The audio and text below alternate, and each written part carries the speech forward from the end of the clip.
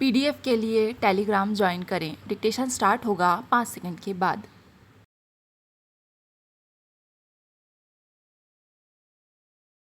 महोदय, ऐसे ही आज के समाज पर अंग्रेजी भाषा का भूत सवार हो रहा है और अंग्रेजी भाषा को कुछ आडंबरी लोग बोलकर अपने आप को बहुत बड़ा विद्वान साबित करना चाहते हैं। स्थिति भी ऐसी ना जाने क्यों बनती जा रही है कि अंग्रेजी के 2 शब्द अगर किसी कार्यालय में बोल दिए गए तो सारे लोग उसके लिए अपनी कुर्सी छोड़ने को तैयार हो जाते हैं।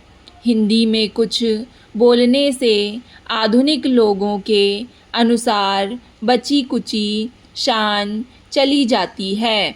मैं कहता हूँ कि अंग्रेजी के जो गुलाम हैं उन्हें इस देश में रहने का कोई अधिकार नहीं है।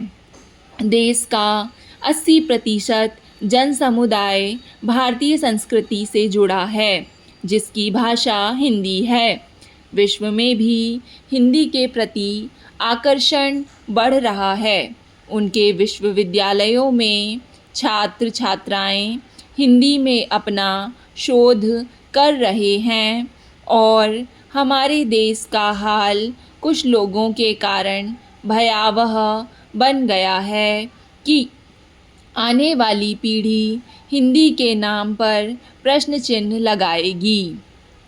आज बहुत से लोग अंग्रेजी का बोर्ड लगाकर स्कूल चलाने का आडंबर करते हैं।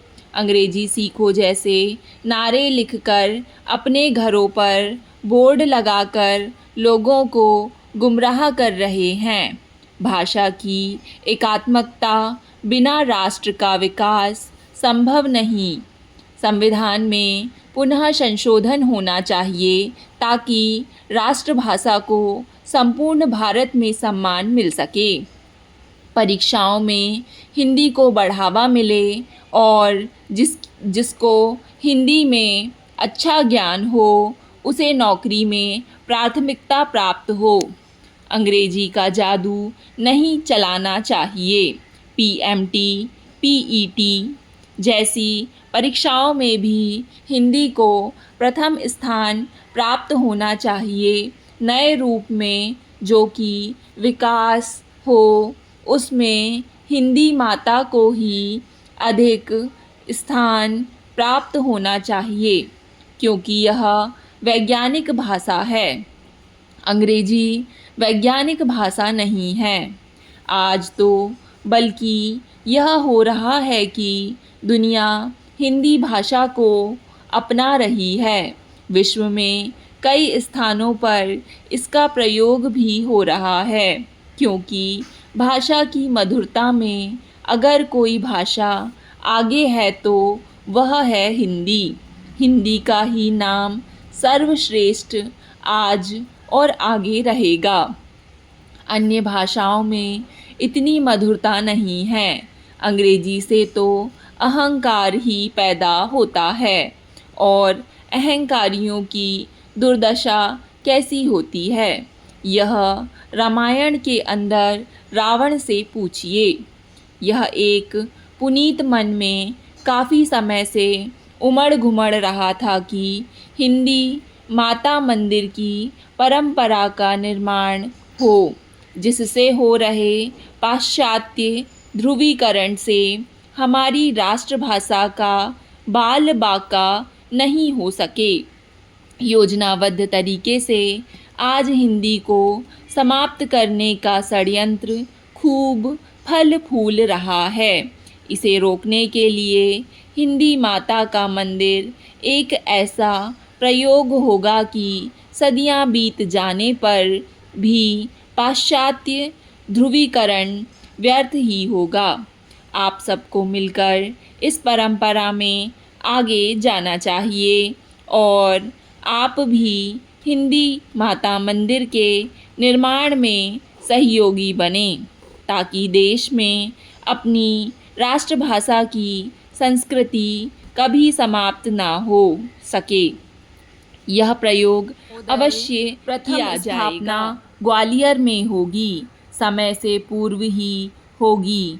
जो मंदिर का पुजारी होगा वह भारतीय ही होगा तथा योग्य पढ़ा लिखा होकर हिंदी को बढ़ाने के लिए खुले रूप में साक्षरता की दृष्टि से भी विद्यालय चलेगा, ताकि देश में निरक्षरता भी समाप्त हो और एक सुसम्य आदर्श समाज की रचना हो सके। ऐसा हमारा अपना एक विचार है।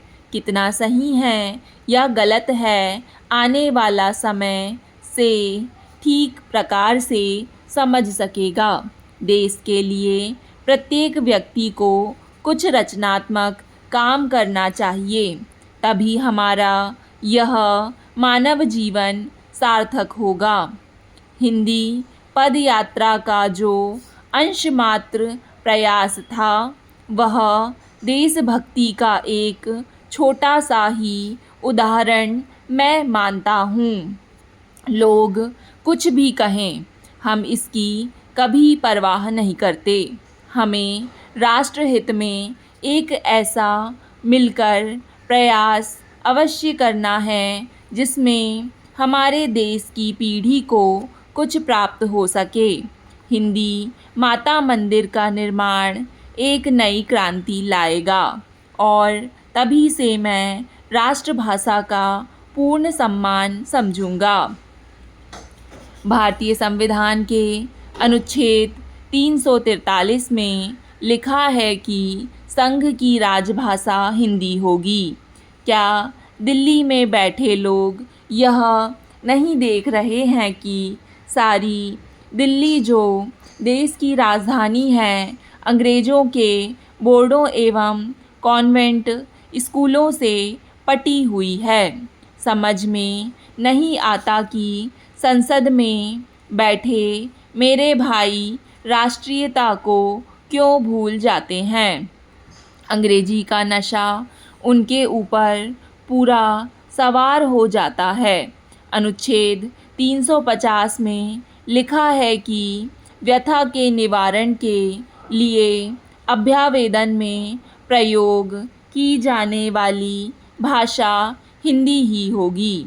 क्या पीड़ित व्यक्ति न्यायालयों में हिंदी का अभिवेदन देकर न्याय की मांग करने का भी कभी हकदार बनेगा या नहीं?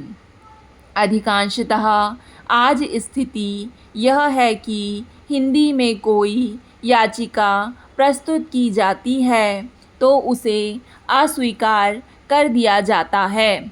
एक तरफ तर्क यह दिया जाता है कि पत्रादि को भी न्यायालय याचिका के रूप में स्वीकार करेगा। सर्वोच्च न्यायालय के एक न्यायमूर्ति ने इस दिशा में कुछ प्रयास जरूर किए थे, मगर आज कुछ परिस्थितियों से परंपरा में बदलाव आ रहा है। चापलूसी और मुँह देखी परंपरा का निर्माण हो रहा है। ईमानदारी पर आए दिन प्रहार होते हैं।